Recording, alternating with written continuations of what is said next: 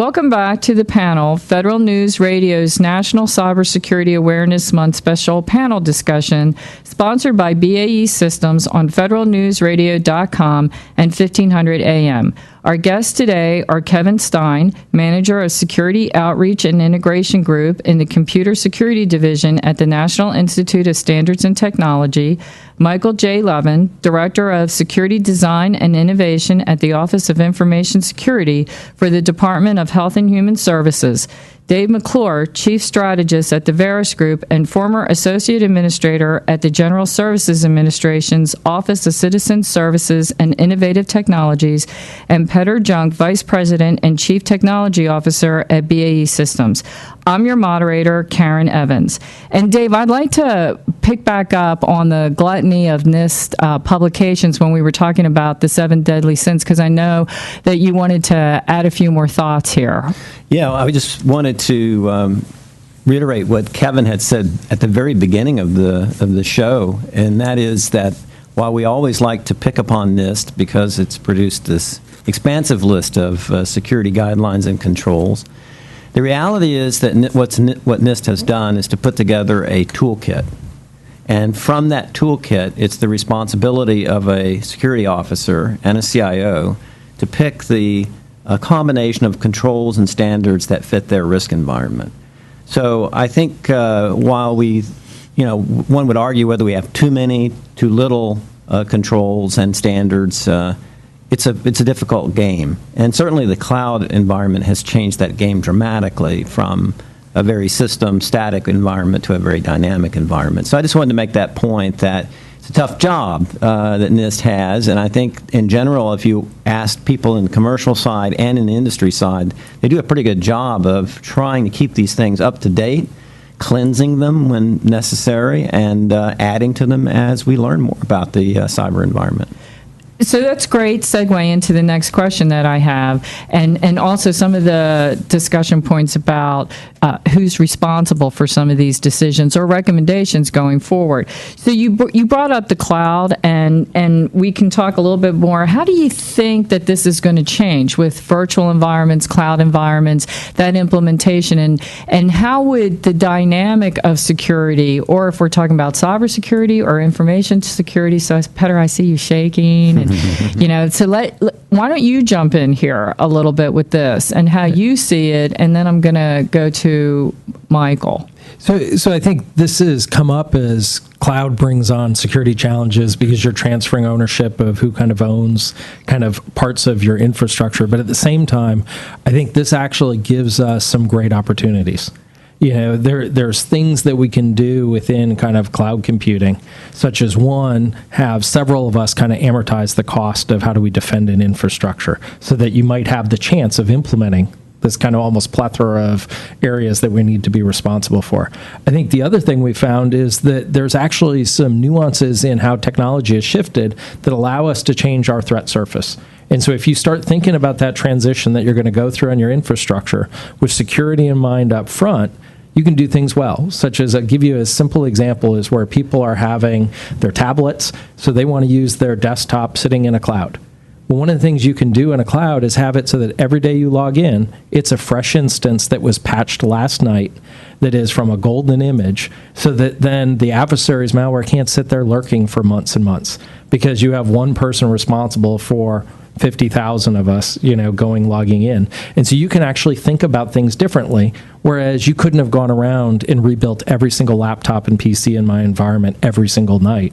And so there's actually, if you involve security as part of the decision in a migration, you can shift. And I think that's really where it's about, is understanding that we're under attack. How do we look at that thing in there to get us to a better position? So there's a couple concepts you included in that, which I think we should explore as a panel in a cloud environment. So you mentioned the attack surface, and I think what you were saying is the shared risk. So if I go and I implement, I'm a CIO in an agency, and I go and I implement in the cloud, who actually owns it, and therefore who is responsible for managing the risk level? Because we're not owning PCs and things anymore. We're owning Surface, we're owning services. So, Michael, I'm going to jump to you first as an agency person. Who do you think really owns the risk when I go and buy cloud services? At the end of the day, the agency always owns the risk. The difference between federal agencies and the private space is there is no risk transfer. Insurance might, in the private sector, if you gauge risk through cost and money, then yes, insurance will cover that. But in the federal space, there are obligations that just cannot be transferred, even with the proper insurance. FedRAMP, the GSA program for authorizing cloud services, has done a very good job of basically working with HHS and also themselves with the Joint Authorization Board of authorizing various cloud service providers. But at the end of the day, any agency that moves its data to the cloud is still responsible for protecting that data. And it's a shared responsibility between both of them. And I feel a lot of agencies don't understand this. They sort of see cloud services as a panacea, like, oh yeah, it's all the cloud, it's FedRAMP, it's stamped, everything's fine, just move it there. But at the end of the day, the responsibility is still the agency's responsibility. So, Dave, I'm going to jump in since you are the former FedRAMP implementer here and design. But one of the things, so if we brought up the cross-agency performance goals, of which the agencies are all responsible for. One is the trusted internet connection. So does that mean that cloud services are internal traffic, which now increases my threat space, or external? I know what the policy says, but I want to know what you think in practice the agencies think. Boy, what do they think? That's a little bit more difficult. I think there's confusion around that in terms of what's internal and what's external, and oftentimes a cloud environment might make that picture a little more cloudy, if you will. I think it's truly understanding, as Michael was saying, I think what we have to come to grips with are boundaries. What are the boundaries in this systems environment in the cloud? And who's responsible for security activities in that environment? I think Michael's absolutely right. You don't give up your security risk to an external provider and say, oh, it's your problem now. What you do is put in a set of standards, a set of performance measures, and a sense of visibility into the operations of that environment, that you're confident as an agency owner that your information is actually being protected according to standard. Michael? So back to Karen's point earlier, one of the problems that we've encountered, and I don't mean to put you on the spot, is there's conflicting drivers. Cloud First is an initiative from the White House to basically try and move as many programs as possible up to the cloud. But then there's the TIC, the Trusted Internet Connection. And the two are completely in conflict, because basically one is filtering all of your connections through one or a couple, internet connections, and meanwhile you're also trying to move everything up to the cloud. Basically, it's a huge traffic redundancy. Basically, everything has to bounce back and forth 3 or 4 times. So any potential savings from the cloud service provider. And I would actually, and Dave, you can jump in here, or Petter, or Kevin, from a standards perspective, I would disagree that they're in conflict. I actually think that they're very complementary. Okay. And the reason being is goes back to the data and risk management, that you would really look at what services you're going to provide outside or implement in the cloud and what data is associated with that. And Petter, you tell me, technically, is it really necessary to reroute everything back through the Trusted Internet Connection? If you consider cloud services external to what you are managing, then it doesn't have to come back. You could work with the technical solutions that way. Yeah, well, I think I come back to your thing of what are we trying to accomplish with each one of these places? There's elements of the cloud that are going to be collaborating with, the population, of which they may directly touch that cloud and not go through those. The other piece is when we need to look at these, we need to look at how the security is accomplishing the goal and the outcome.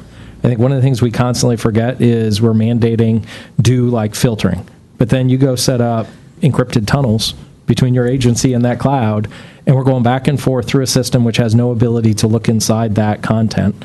And so you do get into what Michael's talking about of kind of this redundant effort onto things because we're not adapting each one of these to kind of the outcomes. And I think when you go in and say, hey, should I bring it this way or that way, this is where technology will always lead the policy. The policy is going to be a lagger, but what we need to get to is this notion that's been brought up of continuous assessment, continuously evaluating, what are the things we've learned, how should we analyze my environment, how should we assure it, and moving to that kind of agile change to this, as opposed to we're going to define something one day and expect a year or two from now that's how we should do that security. And I think that's really what you're seeing is cloud was not considered when the internet connections were being secured. When we did that, it was, no, that is our surface, that was our ring from us being protected from the adversary on the outside. And so it gets back to those, the sins of a perimeter, the rest. And now we're trying to go fix that where we've never reassessed it.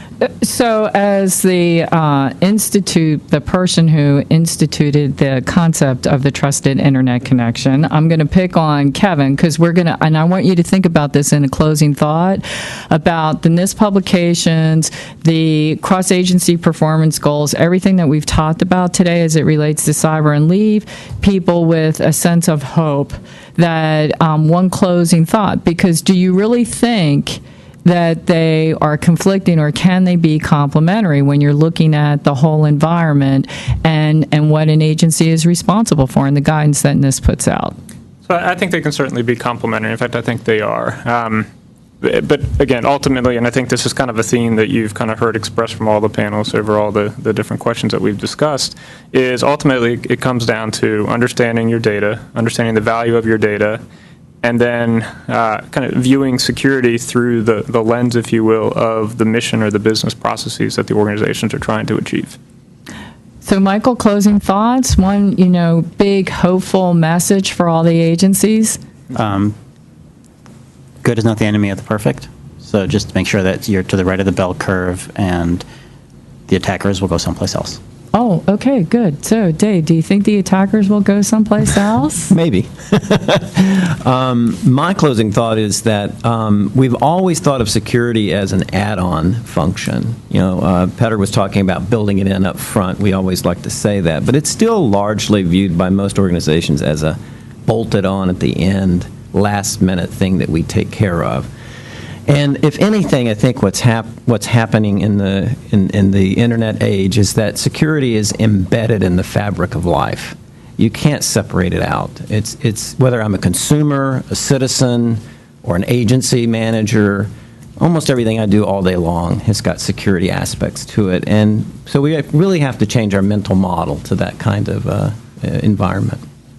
Petter, closing thoughts? Yeah. No. Well, I think being here and having this kind of panel on Cybersecurity Awareness Month is kind of huge and ties to the theme of this is a shared responsibility. And I think that's really my big thing, is that hopefully kind of just like everybody here has been focused on how do we collaborate, how do we learn from one another, how do we kind of do it as a team. I think that's really the big thing, because this is about assessing that environment. It's as Dave talked about, it is built into the fabric of everybody. It's not just the IT people stuck in the data center, but this is something that all of us are going to have to participate in one way or another. Well, and I think you guys shared some really great concepts today. I still go back to the first part about cybersecurity and information technology security, whether there was really a difference between that, but what you all agreed upon was data management and data and risk management. So I was really glad about that. So I'd like to thank our guests today, Kevin Stein, the manager of Security Outreach and Integration Group in the Computer Security Division at the National Institute of Standards and Technology, Michael J. Levin, the Director of Security Design and Innovation at the Office of Information Security for the Department of Health and Human Services, Dave McClure, Chief Strategist at the Verisk Group and former Associate Administrator at the General Services Administration, Office of Citizen Services and Innovation Technology, and Petter Junk, Vice President and Chief Technology Officer of BAE Systems. And I'm Karen Evans.